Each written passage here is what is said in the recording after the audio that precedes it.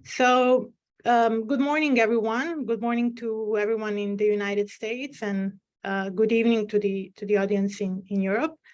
Welcome to the panel discussion titled "The European Union and Belgrade-Pristina Dialogue: The Implications of the 2023 EU Proposal for Peacebuilding in the Balkans." My name is Sandra Davidovic, and I have a pleasure to moderate a discussion on what seems to remain the most challenging issue in the Balkans, that is the issue of Kosovo. Let me just start by thanking the European Union Center of the Raoul Bunch Institute from New York, especially Mrs. Meryl Sumner for their support in organizing this event, but also to the Harriman Institute from Columbia University for joining us and co-sponsoring event, and the AAD Alumni Association from the United States. I would like also to thank our panelists for devoting their time and joining us today and being patient with all the technical challenges that we experienced. In any case, we have I would say, a real intellectual firepower with us today. So let me just introduce them quickly before we get started. From New York, we have Susan Woodward, professor at the Graduate Center at the City University of New York, who is to quote, the most prominent expert on the Balkans. I found that once in media in the US. Professor Woodward is the author of the books Balkan Tragedy, Socialist Unemployment, and the Ideology of Failed States, and numerous articles on the region. She was also a senior fellow at the Brookings Institute, where she held, and she also held various academic positions at Georgetown, Yale, and George Washington University.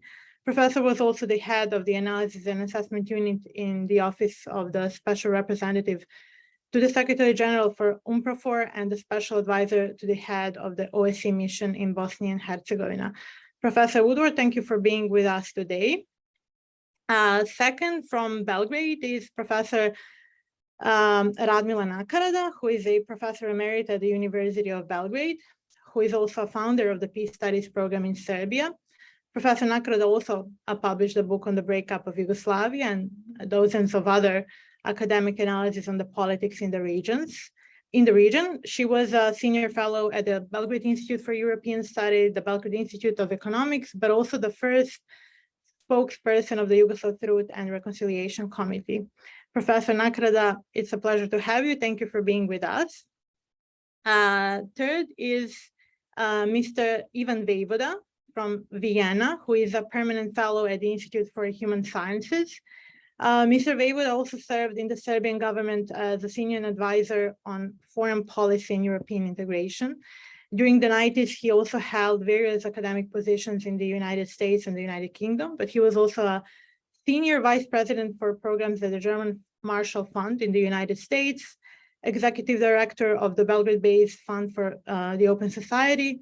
So he apparently has prominent academic and policy experience, and it's our pleasure to have you here, and thank you so much for your time. And last, but certainly not the least, is Dr. Pavle Kilibarda, a postdoctoral researcher at the Faculty of Law at the University of Geneva, who is also a former teaching and research fellow at the Geneva Institute. Pavle is an expert in international law and more present commentator on regional affairs. So we definitely, well, Pavle, sorry, thank you for joining us. And it's a great pleasure to meet you, to see you again. As based on their biographies that I try to summarize briefly, we really have people who know the region very well. I have no doubt that this will be a very fruitful discussion. Before we get started, I would just like to encourage our viewers online to put the questions in the Q&A section. So once we're done with the main part of today's discussion, in which our panelists will have their presentations and ask the questions, we'll try to pick up your questions and discuss them and hopefully answer. Now I will just briefly introduce the topic, just to clarify why are we here today and what are the objectives of today's panel. So a couple of days ago, we marked a decade since Belgrade and Pristina signed what has become known as the Brussels Agreement, the first agreement of principles governing the normalization of relations in 2013. In February this year, the European Union came up with a new proposal, the Agreement on the Path to Normalization between Kosovo and Serbia. And numerous regional and international changes marked a decade between these two documents and supposed breakthroughs in the EU-facilitated dialogue. From the 2013 excitement, the dialogue itself has gone through various phases, including a sort of a fatigue, but also a stalemate due to the, on the one hand, implementation problems, but also on the other one, what many described as the ambiguous prospects of the EU accession. I would also like to remind us that in the meantime, the United States seemed to re-engage in the region, especially in 2019 and 2020, taking the role of the mediator of the European Union, which has resulted in the signing of the Washington Agreement in September 2020. Regionally, the situation has also changed. Kosovo's long-standing leader, Hashim Thaçi, resigned in 2020 after the special chambers in The Hague had confirmed his indictment for war crimes and crimes against humanity, for which the trials, as we mentioned, just started earlier this month. His resignation was also followed by a significant change in leadership on the both side, on the side of Pristina, with Albin Kurti from Vejvoda becoming the Prime Minister of Kosovo in March 2021. So the last couple of years were marked by continuous tensions around Kosovo, and the dialogue seemed frozen. Now, with the war in Ukraine, the EU seemed to started a renewed phase or interest to incentivize sides in the dialogue, and it seems to retake its role as the main peace builder in the region. So this all brought us to the latest phase of the dialogue and the document we're going to discuss today. The sides have at least verbally accepted the agreement, the proposal in February this year, and then in the meantime, they have also verbally accepted the implementation annex of the agreement in March this year. And ever since sides announced that they have verbally agreed on it, the document provoked a fierce discussion in both Belgrade and Pristina, but also created a confusion about its legal and political ramifications, as well as prospects for its implementation. So our objective today will be to try to shed light on the confusion and try to disentangle the ambiguity around the document, but also the entire phase of the dialogue in which we are now and in which the sides started to re-engage again, and especially the role of the European Union in it.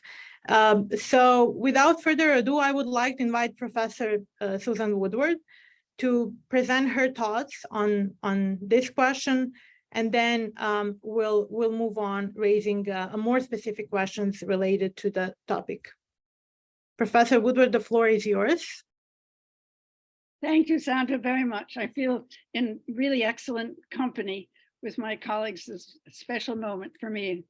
These negotiations over the status of Kosovo, it is worth remembering, is only the most recent phase in the international management of the breakup of the Socialist Federal Republic of Yugoslavia. We are being told that France and Germany, under the auspices of the European Union, as Sandra has already told us, have taken this most recent step at the urging of the United States. The Biden administration's desire to continue its focus in European security entirely on Ukraine, that the continuing conflict in the Western Balkans, in this case between Serbia and its former province, is an unwelcome distraction. Far more significant, I propose, are the lessons of the Yugoslav case for many similar issues for Ukraine, lessons that Vladimir Putin has followed for years. As the academic literature on path dependency would predict, the international approach to the status of Kosovo has been largely shaped by the critical juncture of international decisions in 1991. First, the EU decision to treat the Slovene Republic authorities and Yugoslavia as equal negotiating partners, thus implicitly granting sovereign status to Slovenia as if it were already sovereign. Also in July 1991, accepting the framing proposed by Slovenia to the Volunteer Commission, the EU's arbitration commission, that Yugoslavia was, quote, in the process of dissolution, unquote. Please note the emphasis on process. And the decision by the EU also in July 1991 to refuse any renegotiation of the internal federal borders for each republic and viewing the many conflicts provoked by the end of a state as national rights over territory. I hope you can hear how many decisions had thus already been made for those to come. Second, it is worth also remembering that the Volunteer Commission was actually established, also at the Slovene request, for a negotiation of the division among all parties of responsibility for Yugoslavia's foreign debt. Yet when faced with an EU decision to recognize Slovene, Croatian, and Macedonian independence, their sovereignty, in other words, it ruled on Helsinki criteria of minority rights, transforming national rights to self-determination in the Yugoslav federal system to minority rights in the new states. The Commission, well, as I quoted in an epigram to my book, Balkan Tragedy, as Serbian economist Vladimir Gligorov summarized the conflicts that followed, why should I be a minority in your state when you could be a minority in mine? The Commission ruled again December 1991, January 1992. The Macedonia and Slovenia did meet the Helsinki and European Union criteria on minority rights, but Croatia did not, requiring constitutional changes first. Nonetheless, Germany ignored that ruling and insisted at the EU meeting on the Maastricht Treaty in December that Croatian statehood also be recognized without those protections and without the autonomy for the Crimea that the Carrington Conference in September had proposed and also had proposed for Kosovo. From then on, all disputes were treated as a question of international status, territorial autonomy or sovereignty in a rolling process of external negotiations between heads of putatively equal partners and effectively closing off alternative solutions. At each stage, a stalemate, then more externally organized negotiations, and more failures to agree a constitutional compromise, papered over by external organs of implementation to impose, if necessary, and international monitoring. While the UN Security Council Resolution 1244 of June 1999 may be the most obvious stalemate, the history of failures is worth remembering. The Åland Island model and then Z4 plan for Croatia, the 8 Bosnian peace plans, the continuing contest today over the constitutional autonomy of Republika Srpska in Bosnia, the unresolved case of Bosnian Croats, the Ahtisaari plan for Serbia and Kosovo, where the terms of 1991 have not changed, only the players have changed. Serbs now had special status and cultural rights within Kosovo, instead of Kosovars having special status and cultural rights in Serbia. But then the Brussels Agreement on so-called normalization of 2013 that Sandra has already mentioned, then erased the Serb self-governing institutions in Kosovo. The French ambassador to Kosovo reportedly presented 15 models from EU countries to the Serbian and Kosovar negotiators at Ohrid last month. Even the German chancellor's argument that the model for this Brussels agreement is the relations that prevailed between the Federal Republic of Germany and the German Democratic Union, what we called Eastern Germany, for many decades. Then, as in Croatia before, the standards before status for Kosovo disappear, yet the office of the High Representative in Bosnia continues. Now the European Union Rule of Law mission in Kosovo, ULEX, will be replaced by a joint monitoring committee, but chaired by the EU special representative. While the US has had a habit since 1990 of abandoning the Yugoslav case as no longer strategically significant, but then stepping back in briefly into whatever EU process is ongoing, when American domestic politics would benefit momentarily, not just now or Richard Grenell's Washington agreement in 2019 to 2020, but multiple actions by Richard Holbrooke on Bosnia and Macedonia, the European Union remains the primary political actor. But it is important to understand its interests. While it always says regional stability and regional security, it does little to look for regional solutions, and bilateral negotiations do not allow for the crafting of regional arrangements. It has done little, in the case of Bosnia, it was border control for the European Union. As can be seen most clearly in the EU's brief effort to keep Serbia and Montenegro together with a state union of 2002 to 2006, the EU's objective was diplomatic ease, so that the EU had only one interlocutor, not two. The primary purpose of the current agreement appears to be also getting Kosovo into regional organizations in the United Nations so that it can be held accountable to international rulings, and Kosovars can participate in international events such as sports. All international actions require legal clarity on sovereignty. This can help explain why there has been no effort, in my view, to reach out to Serbian and Kosovar citizens and try to inform them and persuade them. Even the negotiations in Brussels and Ohrid have been behind closed doors. But in leaving the implementation to Prime Ministers Vučić and Kurti, the domestic political incentives to keep the process and its uncertainties going will, I believe, reinforce this path of no solution, a process only. To conclude, I need to introduce another external actor into this story.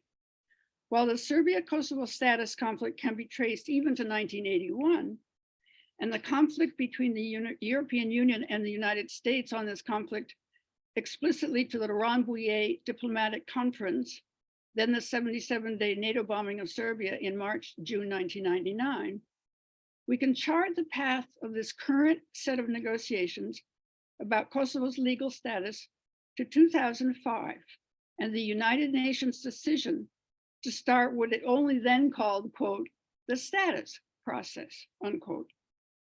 A response, it is said, to violent attacks on the Serb minority by an organized Kosovo Albanian team, that is a majority plan. I argue that the real objective of this push was the economic crisis predicted during 2004 for 2005 and thereafter. Donor grants, remittances, and customs revenues were plummeting. Without definitive clarification of property rights and resolution of multiple claims on socialist property that uncertainty on Kosovo's status was preventing, membership in the International Monetary Fund and then the World Bank would not be possible. Yet that was a precondition for foreign borrowing and a resolution of the portion of Serbia's international debt that would be Kosovo's responsibility. None of that would be possible other than by IMF membership. A decision to accept Kosovo's independence was necessary. Anatol Liban argues that the best case scenario for Ukraine now is a ceasefire and a Kashmir-like stalemate. The more relevant case, although no more encouraging, would be, in my view, Serbia and Kosovo and Bosnianization before that. Thank you. Thank you, Professor Woodward, for giving us a thorough introduction, but also a great template to start going into more specific questions. I really appreciate giving us a broad context of the issue, starting from the breakup of Yugoslavia and then to these days events. Following up on that, and given what Professor Woodward have just presented, I would like to move on with Professor Nakarada, if that's okay, and ask her what makes the latest international proposal, especially given what Professor Woodward said, and what makes this document and the entire phase of the dialogue distinctive. What is the context in which these talks take place? Well, I'm very grateful that we were able to bring the story back to the beginning, although the beginnings are probably even more deeply rooted in the complicated history of this region. And if I may just, as a footnote, indicate a strange narrative that has been occurring since the Ukraine crisis opened. Many people, analysts and politicians, have noted that this is the first big war on European soil, which makes me wonder on which soil did the Balkan tragedy occur. And the emphasis of Susan on the lessons that this whole chapter bears, I'm afraid, are part of the stalemate and the lack of success, because no wisdom has come from any of the phases through which the Yugoslav drama has proceeded. And it's part of the story that we're facing now. To my mind and my own feeling, we're all of a sudden faced with a new moment of urgency, like there was in Kosovo, a crisis nearing its violent expression again. It's linked to the Ukraine drama, but not in an unclear way.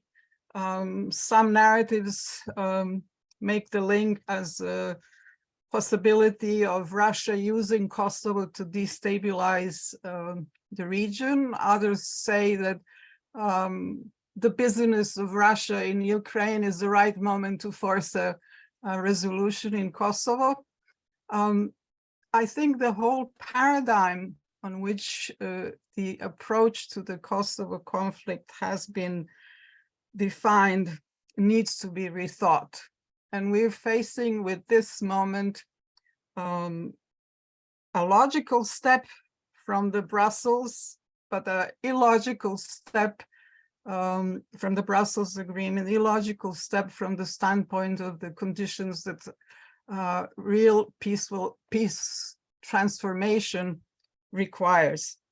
And just to quote the ambiguity, I would even paraphrase Hannah Arendt's phrase, the frightening arbitrariness. I think there is a frightening arbitrariness in this whole process, is when you read the document and it says at the beginning that it's devoted to peace and security, and it emphasized the inviolability of frontiers, respect for territorial integrity and sovereignty, and the protection of national minorities as the basic condition for peace. You don't understand to whom they are speaking to, whose frontiers, respect for whose territorial integrity. Serbia would identify with this assumption and this introduction in one way and Kosovo in another. So there is not a special distinctiveness in the way the matters are treated. And in your probably follow-up questions, which you've shared with us, there is an inbuilt stalemate again, except that it's occurring in this situation of urgency and drama in a broader context, and it's creating a momentum that it's now or never that a solution will be found, normalization will occur, and that instruments of both sanctions and isolation and the lack of future progress in reaching the EU may occur if the two sides don't accept the agreement. But the agreement is full of ambiguity and it's unclear, and I think it just continues with the underlying idea that we have to reach a point where mutual recognition is the main aim.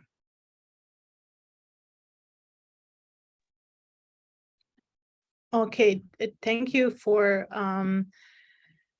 answering and for bringing the more general framework that Professor Woodward has discussed to the current moment. You mentioned the I would say embedded arbitrariness of the entire process, and you made an interesting point that this is just another stalemate that is just embedded in the context of urgency. And I wish to hear the thoughts on this phase of the dialogue from Mr. Vejvoda, especially given what Professor Nakarada said. If you want to make a reference to some of her points, that will also be great. In any case, Mr. Vejvoda, the floor is yours. Thank you very much, Sandra, for the invitation. And it's great to be with good friends and colleagues for this event. I'll take a kind of more political approach to this. All this is happening in the shadow of the Russian aggression, a nuclear power on a sovereign European country called Ukraine of 44 million people. And Radmila is absolutely right to point out that there was a war in Yugoslavia, in the region of the Balkans, an implosive war, if I may add, that took in a lot of countries due to the sanctions that were imposed on the country, and created basically a Serbia that became criminalized, both state and society, that we inherited once we defeated Milosevic in 2000. And I think that's a lesson for Ukraine as well, as it looks towards hopefully an end to the conflict, or at least a ceasefire. So that is what the big actors, whether we like them or not, are looking at. And the Western side of this equation, the European Union, that is the moderating power in this case, with the US, has realized that the fact that Russia is meddling in various parts of the world, but also here, the purpose being mainly to show the weakness of Western democracy, of NATO. The Russia knows very well where this region of the world belongs. We have been to conferences with Russian colleagues in the 90s, and they would tell you always in the coffee break, we know that this is part of the Euro-Atlantic area, and we know that we won't have a role here. But the role of spoiler is something that they have not abandoned, and I think that they have been successful with various hybrid manners in dealing with this, and that is the sort of wake-up call for the European Union, which woke up, I would say, earlier, already about 2 years ago, and we saw more frequent visits from European leaders and also more money coming. Just recently, for example, Madam von der Leyen came and gave about 160 million for the upgrading of the Belgrade Niš Railway, or a grant of 160 million for energy issues. So it needs to be repeated, although we all know that the main source of life and economy and jobs in our countries is the European Union. Our bread is buttered by the European Union, and that is where the basis of our relationship is. Secondly, it needs to be repeated also. All of these countries want to join the European Union because it is the peace project. I'm trying to keep it simple. And that is kind of the joint effort that all countries espouse. Most of them also, those who have not want to join NATO, except Serbia, of course, that claims neutrality.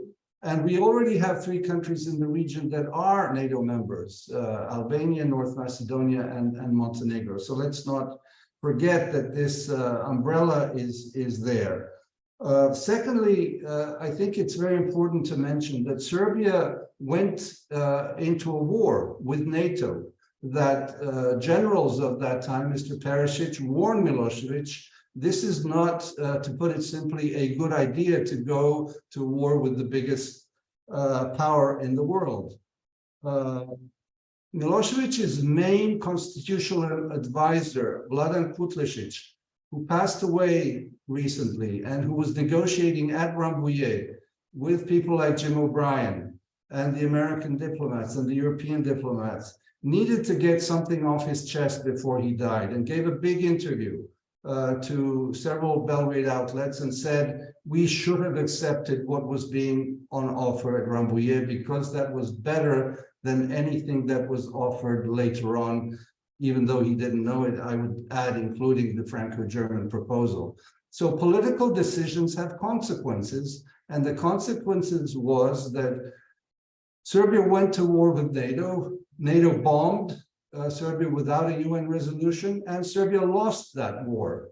Losing wars has consequences, and Kosovo becomes de facto independent, while de jure it is under UN Resolution 1244, sovereign of Kosovo. Not often in Serbian media do you have mentioned what we all know, that Kosovo is roughly about 1.7 million population, 90% are Albanians and the rest are Serbians. And the whole goal of these whole processes that started, with Kai Aide and then went on with Ahtisaari, and then the Troika that we haven't mentioned, Volkan Ishindar, Botsan Harchenko, who is currently ambassador of Russia to Belgrade, and Frank Wisner, the American ambassador, was to, as has often been said, to make Ahtisaari plus, i.e. how do you manage to give these Serbs living in Kosovo, the Serbian community and other minorities, the greatest possible rights, including the rights of the Serbian Orthodox Church, in what is the de facto independent Kosovo. Kosovo is already a member of the IMF, of the World Bank, of FIFA, of various sports organizations, and will most probably become a member of the Council of Europe very soon. And so that is the reality there. I would challenge the stalemate issue. I think there's an ongoing dynamic that is going towards the full independence of Kosovo. By the way, Serbia trades with Kosovo, exports to Kosovo, a huge amount of goods. Even Prime Minister Brnabić in New York about 3 years ago said that Serbia exports more to Kosovo than to China and Russia and the US combined. So there's an economic aspect to this as well. And clearly what we're talking about here is the north of Kosovo, the 4 municipalities that under Tito's regime were added to Kosovo in 1959 to make Kosovo more multi-ethnic. Leposavić, Zvečan, Zubin Potok, and northern Mitrovica, where, as we saw, and we need to remind ourselves again of the numbers, 45,000 registered voters, of which about 300 voted. This is, in any textbook of political science, this is not a legitimate election. And the EU more or less said that in its own sort of veiled way today through the mouth of Peter Stano, the spokesman of the EU. So we have a problem. Houston, we have a problem here. And we need to see how this is going to be dealt with. And I would finish this first intervention by saying that the EU has a huge responsibility, I would say guilt by omission. The fact that 10 years ago, there was a signing of the Brussels Agreement where it was clearly stipulated that there should be an association of Serbian municipalities. In political language, this is the minimum that the maximum that Serbia can extract out of the minimum of the reality of the de facto independent Kosovo. This has been true since Prime Minister Đinđić, from whom I worked and who was assassinated 20 years ago, and for all other Serbian leaders. Without the Association of Serbian Municipalities, we are not looking at normalization. And I say guilty by omission for the European Union because they have done nothing or virtually nothing to see that in these 10 years, we are making the first steps towards the reality of an association. This apparently will happen on May 2nd, in a few days, when President Vučić and Prime Minister Kurti meet in Brussels. Okay, better late than never, as they say. But we'll see what that happens. The Serbian community will not, I repeat, accept the movement forward unless they feel they have some kind of leverage. And finally, there is nothing easy, and this is not exceptional in the world of these situations. Look at President Biden's visit to Northern Ireland. Before he came, he asked that the Stormont Parliament come to order and that they reach a compromise. It required an American senator, George Mitchell, 25 years ago, to make a deal between the parties in Northern Ireland, between two democratic EU countries, Ireland and the United Kingdom. So, and maybe a third final sentence. Often you need clear statesmanship, because it's mostly men, to move forward. And I would invoke the historical agreement that North Macedonia and Greece achieved, the Prespa agreement on the change of the name. First of all, Greece blocked Northern Macedonia for 27 years. Then the Prime Minister came and said, look, we need to move on. And I mention this because both of them moved against the mainstream and the majority of public opinion in both countries. They had the courage to say, we need to get over this mountain. I'm not thinking of the next elections. I'm thinking about what is good for my nation and for the citizens in my nation, both in Greece and in North Macedonia, where there were hundreds of thousands of people in the street against a compromise, and yet they reached it. And I think this is an example in our small region, because I don't want, as a citizen of Serbia and of the region, to have a Kashmir situation where 70 years we have an unresolved situation, or Cyprus, where we haven't a resolved situation for the past 45 years, and a Northern Ireland one which is kind of wobbling and not able to stand clearly on its 2 feet. Thank you, Mr. Vejvoda. Thank you for bringing a bit different, and as you said, more of a political realist perspective, I would say, into the discussion. Pavle, I would continue with you, following up on what the previous panelist said. Professor Woodward stressed that the negotiations are oftentimes behind the closed door, lacking the transparency. Professor Nakarada raised the problem of a bit confusing language that the document entails. And indeed, the document starts with the reference to territorial integrity and sovereignty, yet not necessarily stating which sovereignty. And I would say one of the main controversies regarding the latest proposal was its legal status. And there has been many discussions about whether the signatures should be put on the documents, and what are the overall legal ramification of this document. So following up on the discussion about the context that I ask everyone, I would like you, as an expert on international law, to comment on the legal status of the paper, especially the Article 4 that stipulates that Serbia will not object Kosovo's membership in international organizations, which seem to be a big issue in, I would say, in domestic public. Thank you very much, first of all, for inviting me to participate in this excellent panel. And thank you to all of my co-panelists for introducing the historical and political background of the Serbia-Kosovo situation. Let's call it that way. It's maybe more neutral, if you like. Now, I will focus, as you just raised, I'm going to focus on the legal aspects of this latest agreement, or maybe it's really a so-called agreement, and I'm going to say why so my choice of words right now is deliberate, and I'll get back to that.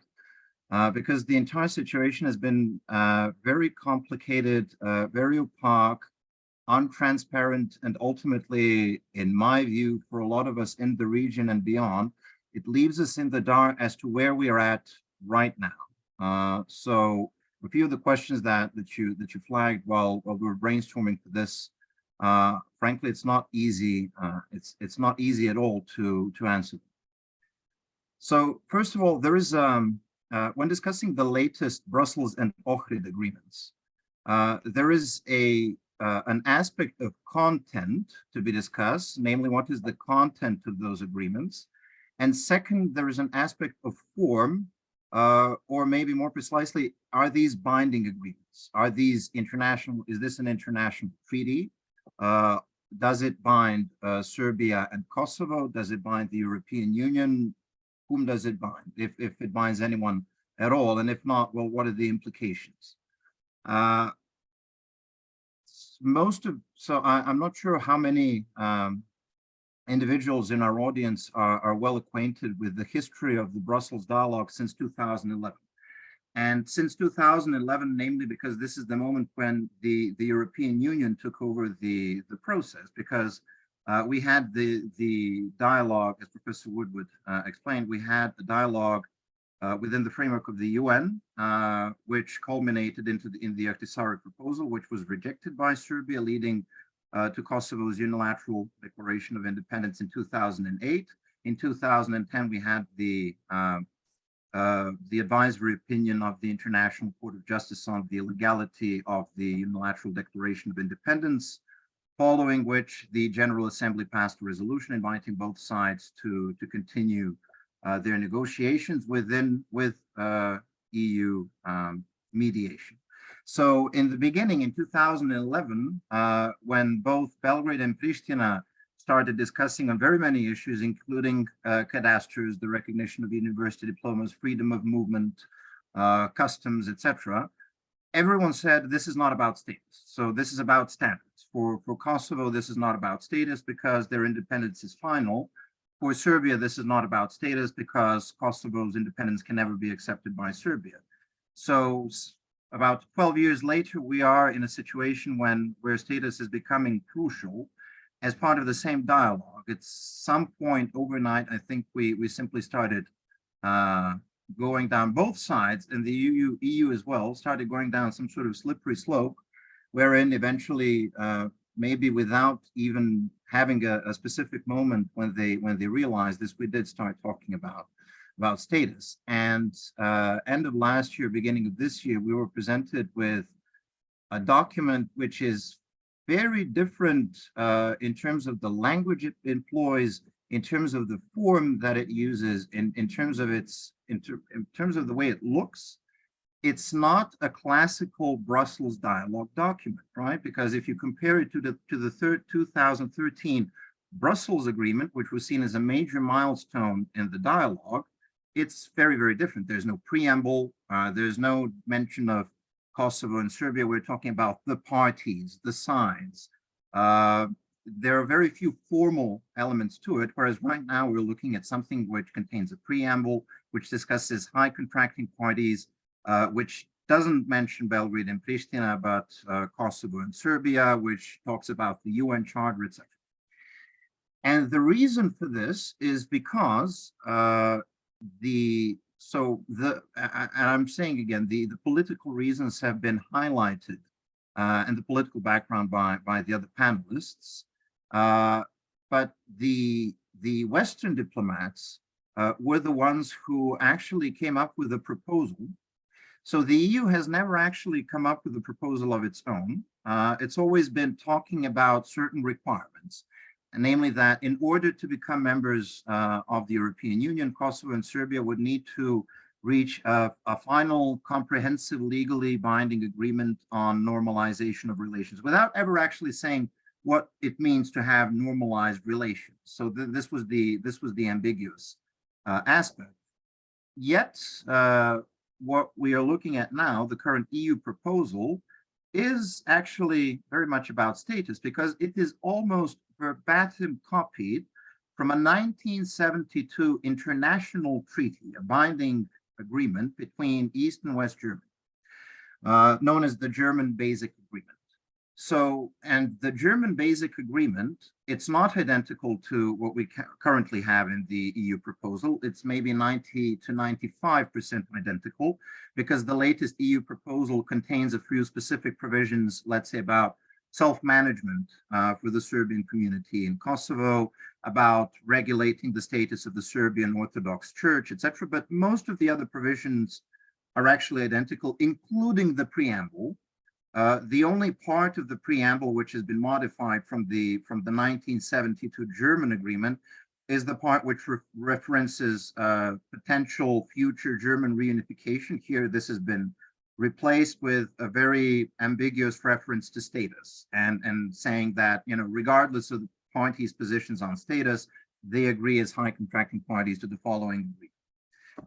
And this was presented more or less as a take it or leave it proposal for both sides. At least this is what we got from the media in Serbia. I believe that, I'm sorry that we don't have a representative of the Kosovar Albanian community at this panel, but I think that they would tell us that in Kosovo, there was a similar sort of impression that this is a take it or leave it agreement. What was controversial there was the status of the so-called future Association of Serbian Municipalities. On the Serbian side, it was about membership in international organizations. Yet, clearly, I would say that the EU, the United States, Western diplomacy in general needed a foreign policy success. And this is what we had with this agreement. So content-wise, this is a mutual recognition agreement, even though recognition is not specified, it's not explicitly mentioned in the agreement. But if you go back to 1972, the West German Constitutional Court was invited to check the domestic constitutionality of the agreement they had with East Germany. And for a number of reasons, they said that this was constitutional, but they said this is an agreement about the recognition of East Germany, whereby East and West Germany recognize each other. And this was clear, I think, to German parliamentarians when they ratified the agreement. Which leads me to my second point. So content-wise, we have something new, something which does not look like the previous instruments. Even if you look at the so-called implementation annex, which is part of the proposal, the language there is different because they go back to the Brussels language of the parties, of the sides, of establishing commissions to follow, to monitor, respect for implementation, etc. You can see that this is somehow, you know, something which is very external to the dialogue, which has been inserted into the dialogue. And yet, and I will finish my lengthy intervention at this point right there. It seems that ultimately the focus was so much on the content that the form and the legally binding power of this agreement were neglected. And you mentioned the question of signatures. That's just one point which has been made banal by some of our discussions in our region, because clearly what makes an agreement internationally binding is not a signature. But what you need is you need consent by the parties, subjects of international law, legally relevant consent to exchange duties and rights under international law. And in spite of acceptance, I don't think that any international judge, should this ever go, I don't think that it would, but just in terms of legally binding powers, I don't think that this is a legally binding agreement. And this, I have three reasons why I draw this conclusion. One is the formal aspect, if you will. It was not signed, fair enough, but it's, so for oral agreements, it's actually, it's fairly complicated to prove that they exist. Usually in relation to an oral agreement, which is binding, you have, it's unambiguous. The parties say this is an oral agreement which is binding upon us, there's no problem. But if they start saying it's not binding upon us, it becomes much more difficult to prove that this is binding. Second, both the president of Serbia and the prime minister of Kosovo said the same night, Prime Minister Kurti said the same evening that the EU needs to find a way to make this legally binding. And the HRVP, Mr. Borrell, said this now becomes part of the party's path towards the European Union. So this goes back to my remark on the so-called agreement, because frankly, whatever it looks like, I don't think we can even call this a political agreement between Serbia and Kosovo, let alone a legally binding agreement. I think that this is rather an elucidation of standards to be met at some point along the path of European integration. There is absolutely no precedent for something like this, a process such as this in history, at least to the best of my knowledge. Now, where that could take us, frankly, I'm not sure. But I think that the lack of transparency, the lack of sort of more public discussion, that's my view, my impression. But I think it's valid for both the Serbian and the Albanian side, ultimately led to something which leaves a lot desired, frankly, in terms of what we have. I don't think that anything has changed since the agreements in Brussels and Ohrid, to be honest, at least not from a legal perspective.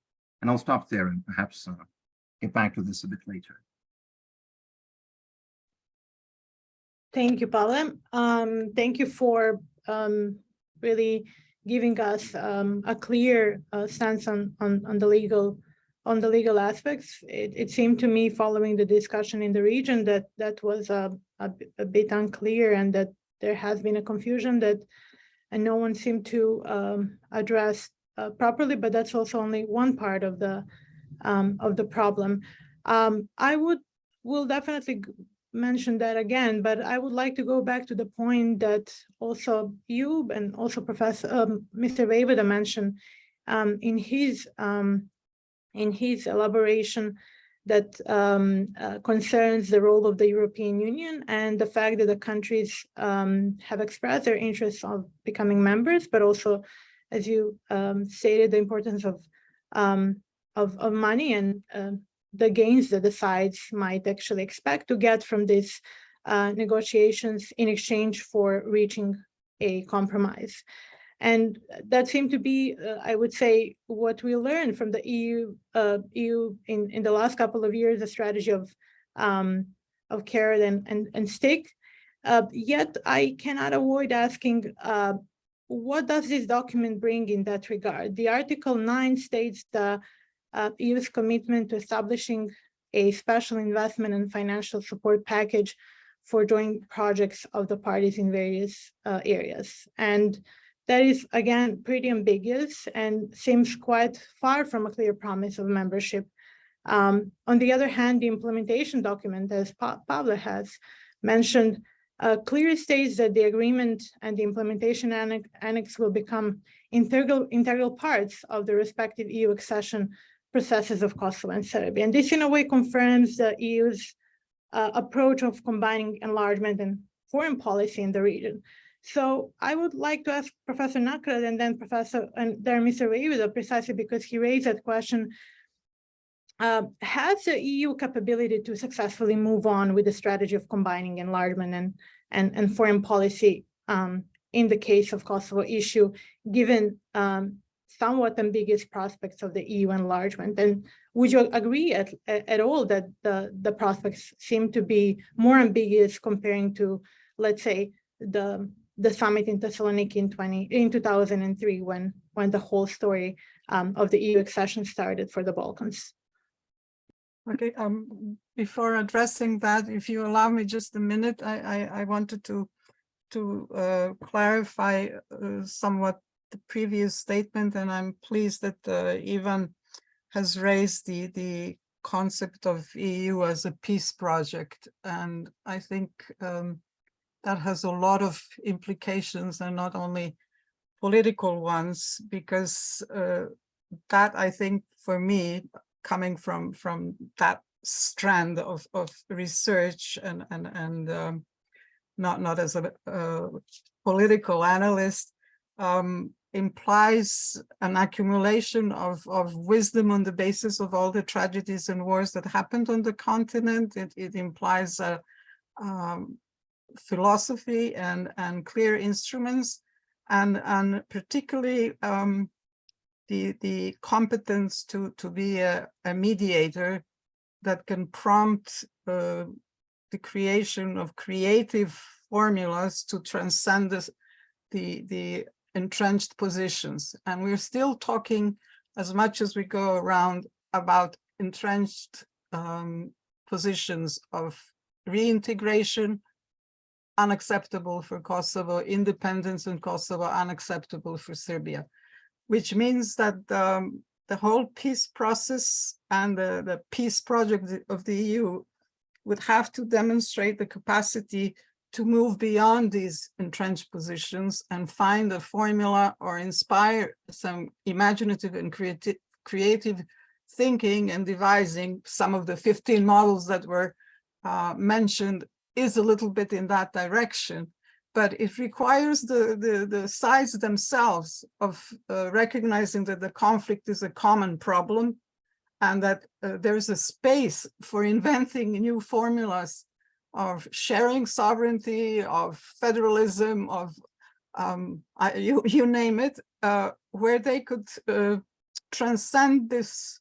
That is why I use the word stalemate, transcend this knot that we can call normalization, but it's far from positive peace, which I think should be the aim. So within that framework, I think the internal turmoils in a number of European members, from France to Germany, as a result, among else, of the spilling over effects of the Ukraine drama, the sanctions, the crisis of the neoliberal model resuming again its face. There are many voices in Europe, and they're not coherent about the enlargement process. And we get, again, unclear messages. Yes, our place is there, but when that is has become such an unclear future that at the moment, I think it doesn't have a very mobilizing effect internally.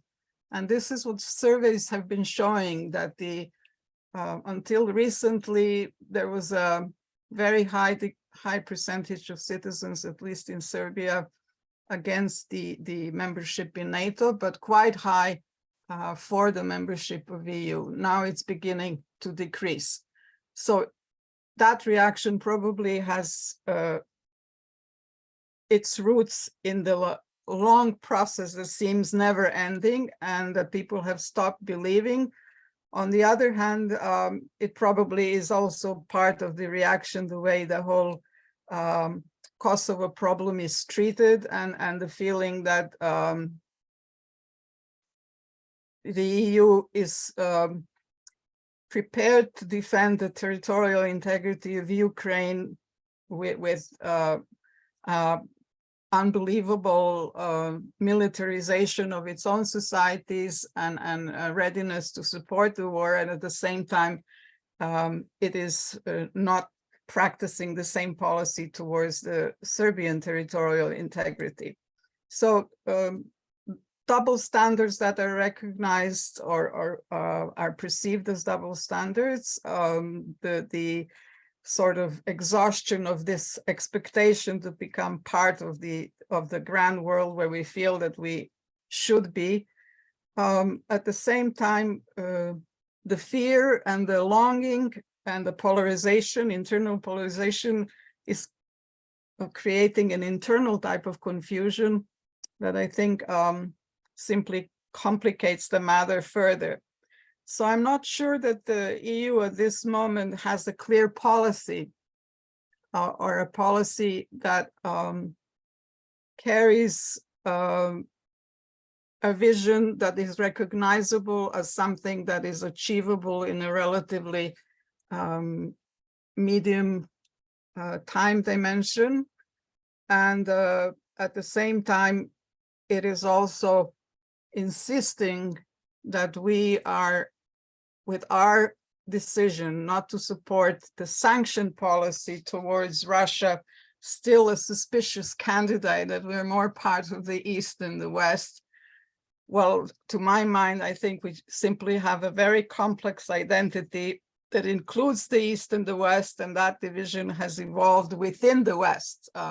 It came was produced during the Byzantine time, when the churches and the empires divided, and we're simply formulated strong statements that were against the invasions in the UN and supported the resolutions, but we have hesitance towards the sanctions because of our own experience, because of the controversy of the sanction policy itself. It's not bringing the escalation that was promised. So in this ambivalent perception of Serbia, we're trying to find, I think, our place, and not doing a very good job of that. Neither understanding our own identity well, nor arguing, I think, in a manner that is convincing why we are where we are and what our own aims are.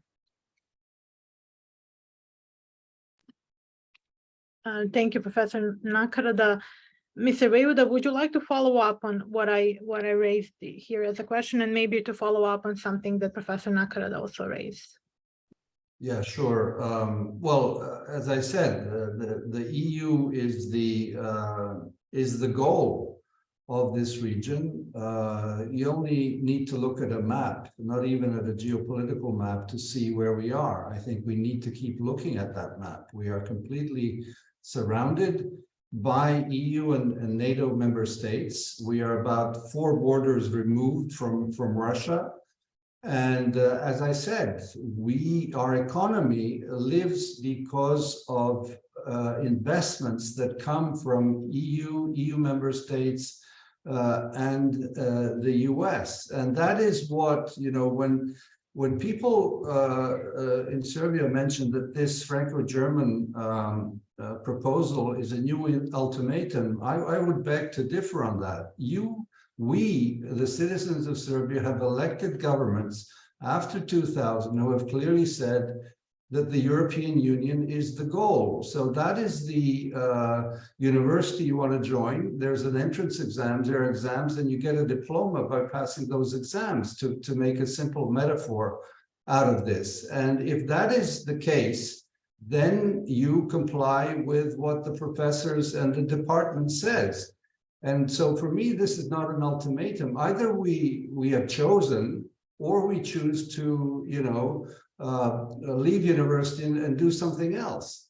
And it is, in a case, in a certain sense, very simple. On the other hand, as Radmila said, there are complications in this issue. There are opinion polls that I'm sure many of you have seen. Do people in Serbia like Russia? Do they like Putin? Yes, great majorities. But you ask the next 20 questions, and they are all answers that go westwards. You know, where would you like to send your kids? Where do you go for holidays? What things do you watch? What movies? We are a westernized society, not only after 1945 and the break with Stalin. Our intellectuals like Dositej Obradović went to London, Vuk Karadžić to Vienna, etc. And thus, the kind of the baseline of this society is to go west. I mean, people during the Cold War and what Yugoslavia was had the most famous passport because you could travel anywhere, and people traveled westwards. Most people never traveled east in this border. So some things are very clear in that regard.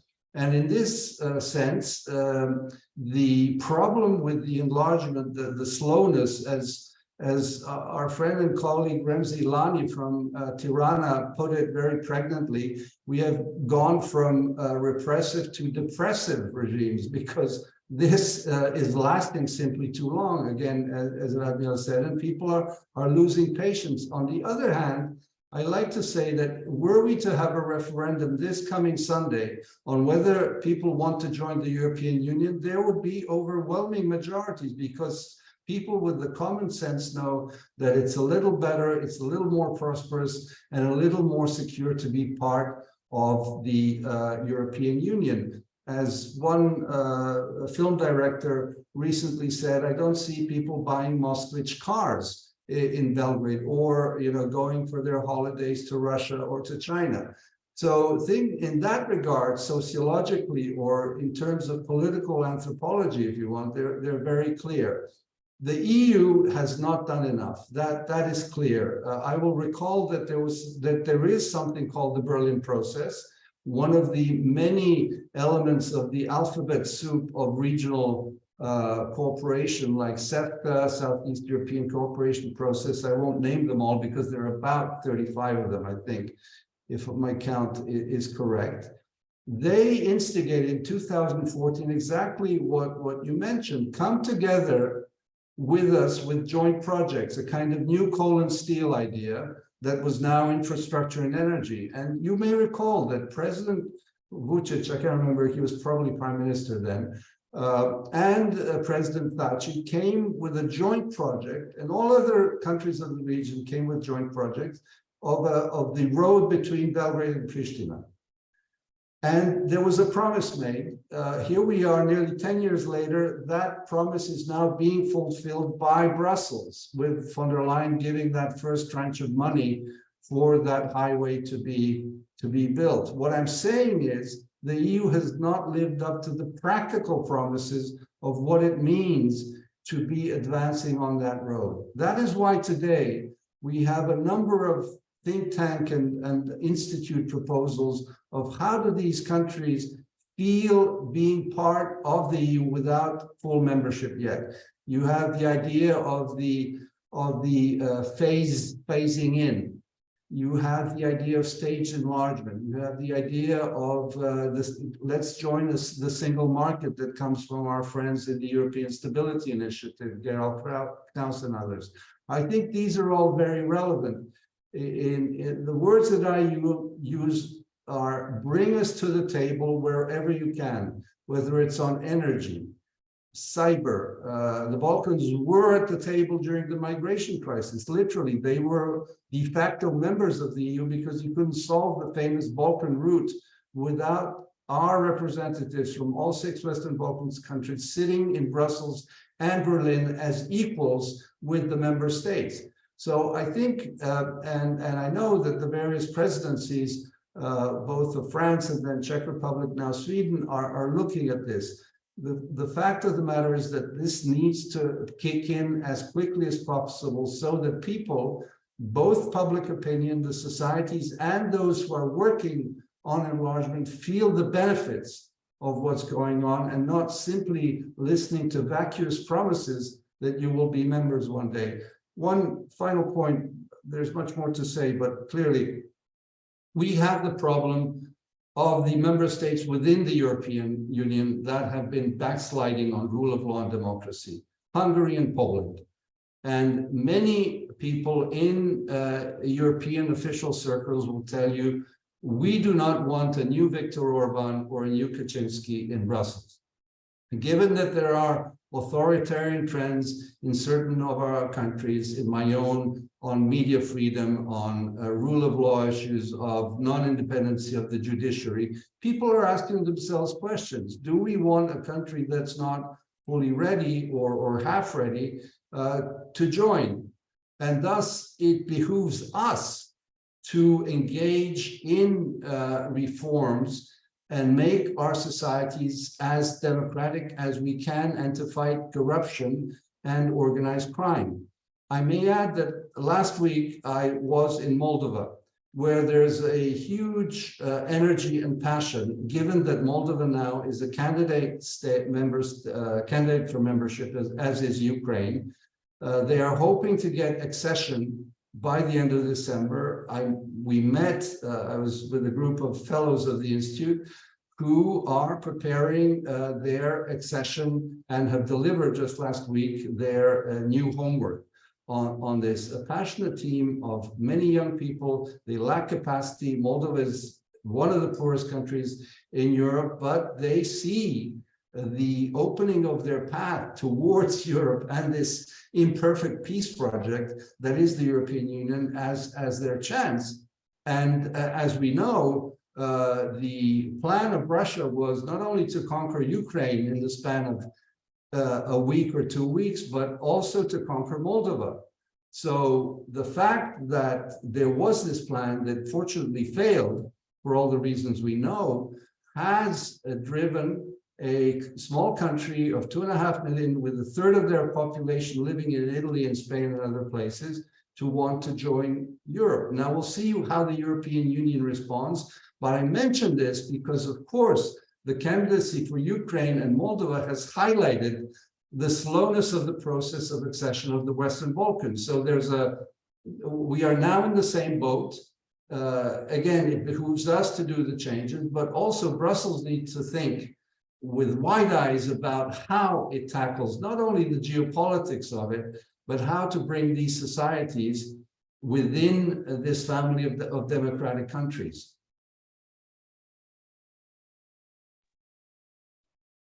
Thank you, Mr. Vejvoda. I would just like to go to Pavle quickly, following up these two, I would say, contrasting perspective, one more of an optimistic and one more of a pessimistic on the role of the European Union in the region. Mr. Vejvoda acknowledged that the EU did little on a practical side, and it has been, I would say, a prevalent perspective that the EU failed to speak with one voice in the region in various occasions. And I would also add that 5 EU member states still don't recognize Kosovo. So that's another example of the lack of unity among its member states. Now, going back to the agreement and the prospects of its implementation, given the past experience with the EU, should we think about the repeated provision on the association of Serbian majority communities in Kosovo in this late agreement as a sign of the failure of the EU to actually implement its first document from 2013? And why do we actually need, again, this provision if the first document was a successful or good or worked for the peace building in Kosovo and Serbia? Thank you for that question. I'm not going to say, so you have a very specific question to the Brussels dialogue. I'm not going to say if I'm going to be an optimist or a pessimist, because that ultimately depends on what you think of that dialogue and what your expectations are. And people's expectations may be very different. They may be pro-European, they may be not so pro-European. So I'm not going to say anything in this regard other than in terms of implementation. If we compare, so let's compare the two major documents. We have the last one, we have the 2023 documents, the proposal on the path towards normalization, plus its annex, which is supposedly an integral part of that proposal. And 10 years ago, we had the Brussels Agreement. So what is the essence of the 2013 agreement? This is a sort of acceptance by Serbia that the Kosovo authorities in Pristina exercise de facto jurisdiction over the entire territory of Kosovo, that there is a principle of unitary government within Kosovo, which shall be remedied to a certain extent by the creation of some sort of autonomy or association of municipalities with the Serbian majority. This is the Brussels Agreement. So no recognition of statehood, a sort of administrative recognition that Pristina post 2008 has administrative jurisdiction over the entire territory of Kosovo.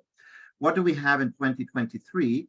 Well, we have a repetition of that provision. We have, from a Serbian perspective, if you will, an addition that the status of the Serbian Orthodox Church will be formalized, which is already by the case. By the way, it's already the case because in the constitution of Kosovo, which is based on a unilateral implementation of the Marti Ahtisaari proposal in more than 90% of the case, you already have a formalized protection for the Serbian Orthodox Church. Speaking about this from a formal, I'm not talking about the reality of the group. Formally, you do have this. So one wonders, what is the difference, if you will, what's new in this new agreement? So what is new is the provision on representation, Article 4. It's the provision, Article 4, Paragraph 2, on accession to international organizations. It's recognition of national symbols, passports, diplomas, etc. And ultimately, if you will, really the only new thing that hasn't been openly discussed earlier, it's the donors conference, which at some point is going to be established once the obligations under the agreement have been implemented. So these are the if you will, the carrot of the donors conference will only be provided conditional upon implementing the agreement as determined by the EU monitoring body. So why was this necessary? Well, I can't really tell you. Perhaps it was, I mean, the provision on the Serbian, on the Association of Serbian Majority Municipalities. Obviously, I think that there was a genuine desire, and that there still is a genuine desire within the EU to use this new impetus towards regulating the situation between Belgrade and Pristina to also establish the association. And yet, nevertheless, we face some more questions, ambiguities as to what that actually means and what it's going to look like. So as I said, whether you're an optimist or a pessimist depends on your perspective on this. Do you think that the ultimate outcome of the Brussels dialogue will be good or bad? And you can say that, let's say from a Kosovo or Albanian perspective, you can say, well, we don't want this association, which undermines the unitary effective functioning of the newly proclaimed state of Kosovo. From the Serbian position, okay, well, this is a question of our territorial integrity. And, you know, we are accepting the statehood of what our constitution says is a problem. So this is why I'm not saying, these are legitimate political positions in my view. So I think that it's legitimate to disagree with the EU proposal, which leads me ultimately, in spite of what I might think, I would just like to add on, you asked a while ago about the transparency. And I agree with Mr. Vejvoda that the EU is there to set conditions for membership. Only the EU can determine conditions for membership in the EU. That's absolutely fine. The thing is that in the region, we've had a lot of discussions. It's been said by high-ranking politicians that the consequences of not implementing something like this will not only be felt in the context of European integration. So it's not only about, let's say, having our negotiation chapters blocked or failing to receive more IPA funding from the pre-accession instruments, etc. So it was said that this would go well beyond that. Let's say for Serbia, it was said that if Serbia, so apparently, so in a Belgrade daily journal, they heard it from, as they say, a well-informed source within the EU that Serbia is going to end up like Iran, isolated, ignored, under sanctions, etc. And this, so knowing the functioning of the EU, I was very shocked that something like this was nurtured, because it was not actually threatened officially, not to the best of my knowledge. Maybe my co-panelists have better information, but actually this is not the way the EU has ever functioned. And it doesn't work very well with sticks. It rather works better with carrots in this sort of situation. But this was enough for a lot of people in both Kosovo and in Serbia, or in central Serbia, as you prefer, to become afraid, meaning that this needs to be accepted because somehow it's being imposed. And frankly, I cannot see an imposed solution as being also a durable solution and one which in the long term will be accepted by the local community on either side of the border/administrative line.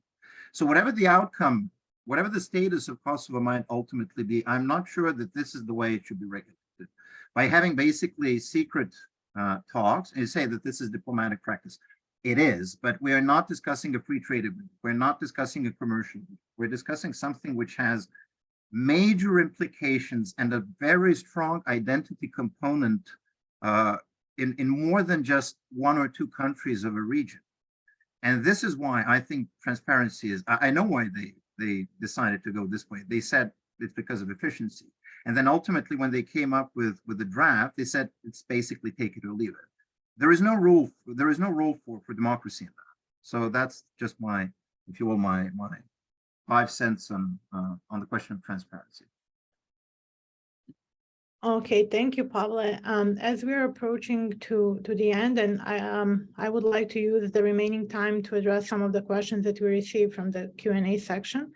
The first one, and something that seemed to be not well addressed, maybe regards the role of the US, and the question from Michael Brooker is, what should be the role of the United States in negotiations between Belgrade and Pristina, and what tools does the United States have at its disposal in terms of bringing both sides to the table respectively? Unfortunately, the question is not addressed to anyone in particular, so I would like to ask if there is anyone from you that would like to answer that question, that would like to bring the US perspective into discussion. Could I say that I think Ivan Vejvoda's experience with the German Marshall Fund gives him the best knowledge for this, if he doesn't mind. No, I'll keep it very simple and short. Nothing happens without the United States, even though the EU is in the driving seat, as was decided by the UN General Assembly back in 2005. And Susan mentioned that as an important milestone.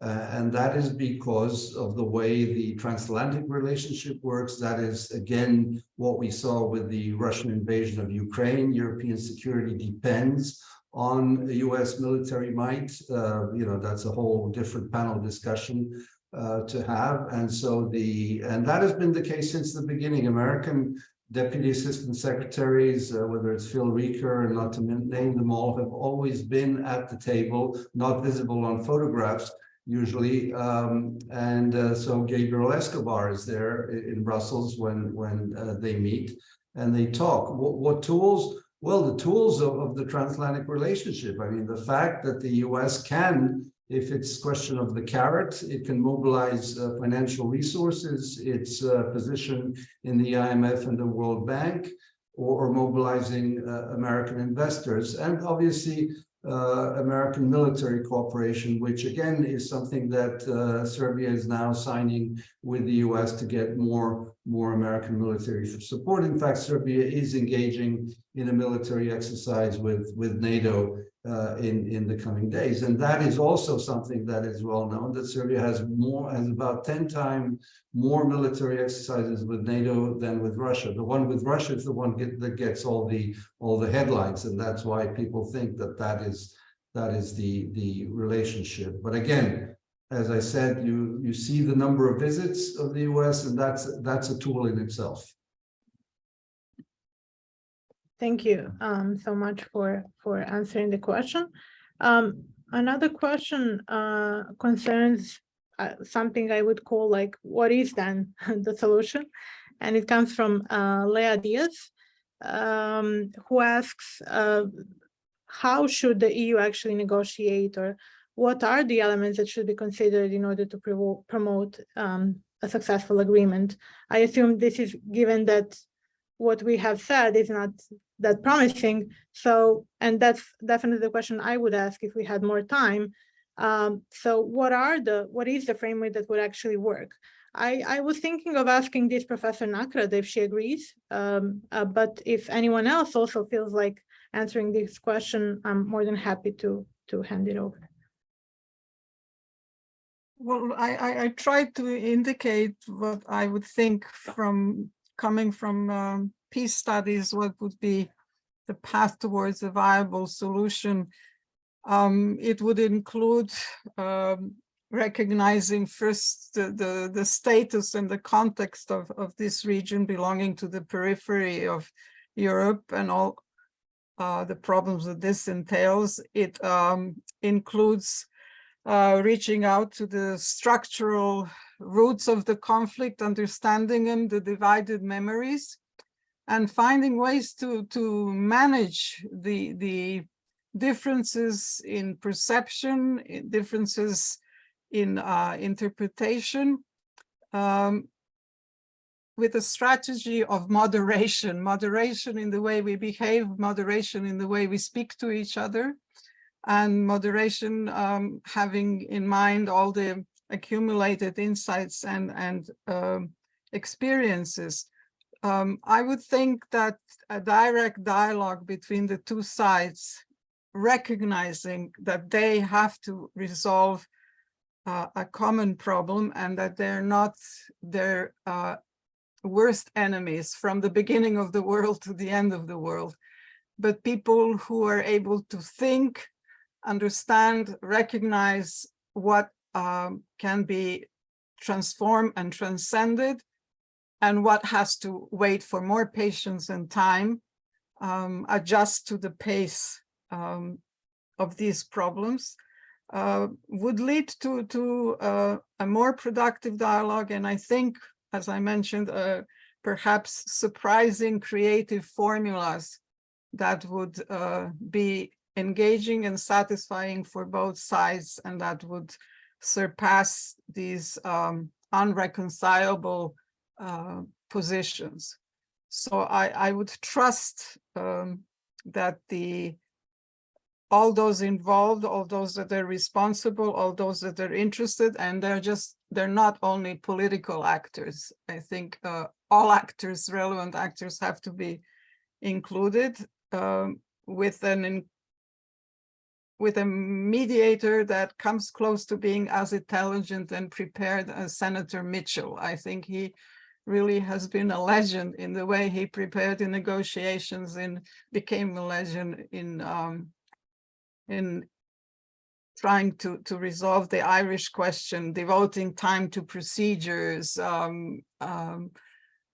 building up his own credibility among the sides, evading the issues that were very dramatically antagonistic for the time being, addressing problems in various formats. I think, although as Ivan has said, it hasn't resulted in paradise, it hasn't resulted in perhaps the type of relationship between two sides in Ireland, it has made some major differences. It has preserved some divisions, but I think as a model, it could be inspiring for this area as well. I would advocate demilitarization as a goal. We're too poor to spend so much money on arms. We need social reforms. We need to contribute to the welfare of the citizens who are leaving both Kosovo and Serbia. Competent young people are leaving these territories. Skilled labor is leaving. We have so many problems that are social that I think there is an urgency in that requires the change of approach to the whole peace building project. Thank you, Professor. I believe that your answer satisfied the person that raised this question, and I'm glad that we had a chance to ask, like, what are the alternatives eventually. We have time for maybe one more question, if you agree, because we are running out of time, and but also I would like to address at least one more question. This is a question for Mr. Vejvoda. Vladimir Pavicevic is asking, how do you think the outcome of war in Ukraine will impact process of resolving of Kosovo? Well, I mean, as I said at the very beginning, the Russian invasion of Ukraine is impacting everything. I mean, for me, it's the 24th of February of 2022 is like the fall of the Berlin Wall. Nothing is the same after that. War in Europe at that scale, with the previous Yugoslav wars, of course, but that were at least contained, and there wasn't a nuclear power involved, and et cetera, et cetera. There are certain differences, although violence was the main factor. So I think it will, and I think that we would agree that it has accelerated the addressing of the unresolved issue in the Western Balkans, that is the Serbia-Kosovo question. I must say I completely undersign every word that Radmila gave in her previous answer.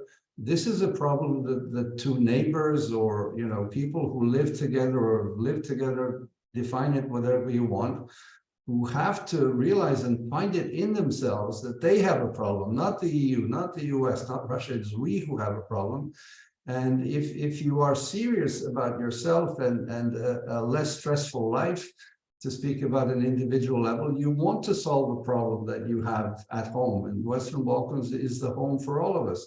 We are, as Radmila just said, we have a huge demographic issue. We have people leaving. Not only Serbs from Kosovo are leaving, but Serbs from Serbia are, as our friend Ivan Krastev said, are joining the European Union individually. You can't blame them. They can't wait. This is lasting far too long, and they're seeking livelihood in the best way that they can. And so what leadership and being responsible about the country that you live in is to go and meet the other person and to say, we have a problem, let's sit down. Yeah, we can't solve everything. That's what compromise is about. Everyone desisting from their maximalist goals and trying to find that famous middle line where nobody will be fully happy, but at least we will have the foundations of stability and peace. I remember the chief Macedonian negotiator, Nikola Dimitrov, who was deputy prime minister at that time, said exactly what Radmila just said. He said one of the breaking points was when they decided with their Greek counterparts to moderate their rhetoric, to stop using, heavy words, dirty words, to stop criticizing each other, but to use a constructive language. And I think that's an important first step. But then to look at the other ways in realizing that both sides have their own views and their own difficulties in addressing something that goes deep into history. But my goodness, we live today, and hopefully we'll create a better future for those who are coming. And thus, we haven't gotten there yet. And I think that's where having the helping hand of the European Union, however imperfect that hand is, as we've just realized from what the other panelists have said, is to grasp that hand and to work with it, because the international community, and in this case, the EU and the US, are a third actor, and they have been since the first UN soldiers debarked at the ports of in Bar in Montenegro. And I remember that moment. I felt ashamed. We need someone, a third party, to come in and solve our Yugoslav crisis. Well, yeah, we did, and we know how that ended. We were incapable, and we're living the tail end of that story. And those of us who lived in that country knew that this would be the tail end. It's not resolved. And lessons from other European examples, I think, need to lead us. As Radmila said, there are creative ways in which you use on-the-shelf solutions, whether it's Alto Adige, South Tyrol, Northern Ireland, Faroe Islands, Schleswig-Holstein, you name it. There are so many European examples. We need to look at those, and I need to say we have beaten to death those examples over these past 20 years. There have been so many analyses what can be used, but clearly we're not quite there yet in finding them. And the EU, as the adult in the room, if I can put it that way, a bit colloquially, is trying to help with offering some of those solutions, but they need to be grasped in a moderate, responsible way by the key actors who need to look each other in the face and say, okay, do we want to solve this? If it's yes, then we need to sit down, roll up our sleeves, and do the work of compromise. Thank you, Mr. Vejvoda. Before I conclude this discussion, I would just like to briefly ask if you have anything that you feel like you want to add or follow up on. If not, I would just like to thank you all for your time and for the thoughtful discussion that we had. It was a great pleasure to listen to you and to learn from you, and hopefully the audience also was able to hear something new and different and a critical from different angles on this topic that, as we have concluded today, still remains to be an issue and something that apparently will continue to be resolved in the upcoming years in one way or another. I hope that this panel is only the first occasion that we can connect and exchange our thoughts on this and various other topics on the Balkans.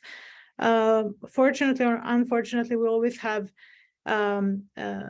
things to talk about in the Balkans, and many anniversaries are coming. So I hope that in the future, the European Union Studies Center and other academic institutions here in New York will be happy to host us again, so we can expand this discussion and bring more people and keep learning on what seems to bother us in one way or another.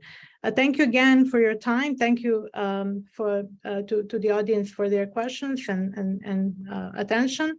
And I wish you a great evening to those in Europe and a great day. Happy Monday to those in the United States. And that would be all. Thank you again, and I hope to see you soon. Thank you, Sandra. Yeah. Thank you. Thank you very much.